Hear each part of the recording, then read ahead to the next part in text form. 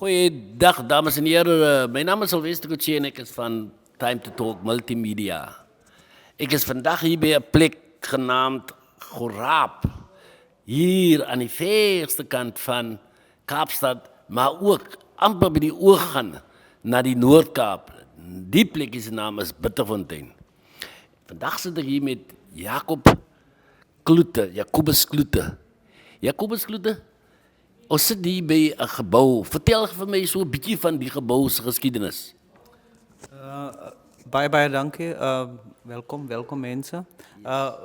Baie dankie voor de gelegenheid om die story van die Goraap Eco-Village te vertellen. So, dat is een initiative wat ons in Bitterfontein begin het. As 'n padstal wat ons hier gaan bouwen. Maar ons gaan meer bied as net 'n padstal. Ons gaan 'n ander type produk aan die mense voorstel wat baie meer klem lê op ons inheemse geskiedenis. Soos een van die goed wat ons nou hier al begin het, is die Maatjieshuis. Daar's 'n kokskerm, maar daar is ook baie inheemse plante en ons gaan later begin groente en vrugte hier aanplant. So dit is 'n eco-village. Nou die naam Goraap is gekies omdat dit is 'n verwysing na 'n inheemse plant, die Goraap-plant, wat eintlik die die katsterplant is, maar is ook 'n slijm, wat hulle noem die slijmplant, wat hier baie volop is as die winter kom. Die riviertjie wat deur Bitterfontein loop, die droë rivier loop, is eintlik die klein Goraap. So ons probeer mense bewus maak dat Bitterfontein het ook 'n inheemse naam wat Goraap is. Ja. Maar ek sou graag wou hê jy moet 'n bietjie meer uitbrei oor nie die Goraap nie, maar waar presies? Nou, ons het met nasionale paaie, ons het byvoorbeeld naby sodat mense dan 'n idee kan kry waar presies is die plek waarna toe jy verwys. So die Goraap Eco-Village kry jy teen die N7 in Bitterfontein, so omtrent so 383 km uit die Kaap uit. Uit Vredendal uit is dit omtrent 120 km, 115 km wat jy moet ry om tot in Bitterfontein te kan kom. Uit Garries is dit 63, maar die plek zit recht in die N7.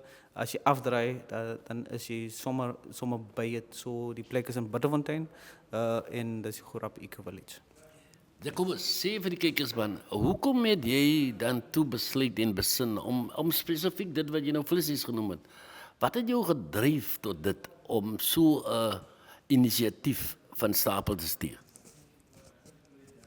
So dit het eintlik begin met my tyd in die Kaap.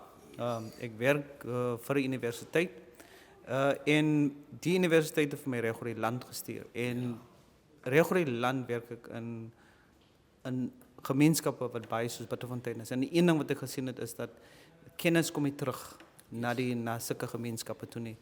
En ek het later begin skuldig voel want self die vriende en my familie het vir my gesê, maar jy doen baie mooi werk buitekant, hoekom begin ek doen jy dit goed hier? En toe het ek besluit is tyd om eintlik terug te gee en om te begin help met die onderontwikkeling in die gemeenskap. Soos byvoorbeeld, deel van die goed wat ons by die Goraap Eco-Village aanbied, is dat as letterlik mense wat produkte maak, soos jams, cookies, hertsoggies, beskuit, so dis mense wat dit plaaslik maak. So dit begin raak dan deel van ekonomiese ontwikkeling vir die plaaslike gemeenskap. So, maar om jou te antwoord is, ek wil weer graag teruggegee het, want ek het 'n verantwoordelikheid teenoor die dorp. Ja, dis baie belangrik. As amper so jy gaan terug na die vleispotte toe van Egipte. So dis eintlik wat jy ook sê. Maar dan is die geval dat soos ek jy gesê het is dat die ou treinspoor is ook hier en die N7 as mense julle wil nader of wat wil inkoop in hierdie inisiatiewe. Is jy bereid om jou kontakdetails te gee vir hulle al dan nie? Ja, my contact details is op die internet, sodat de mensen kan het daar krijgen.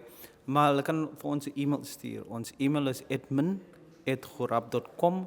So ons het ons eie e-mailadres, so hulle kan enige tyd 'n e-mail daarna toe stuur om deel te wees van dit. Ons wil graag mense wat produkte het soos klere of enige produk wat goed is vir 'n padstal met 'n slightly inheemse feel to it. Ons stel baie belang om dit deel te maak van ons offerings by die Grap Eco Village in Botterfontein.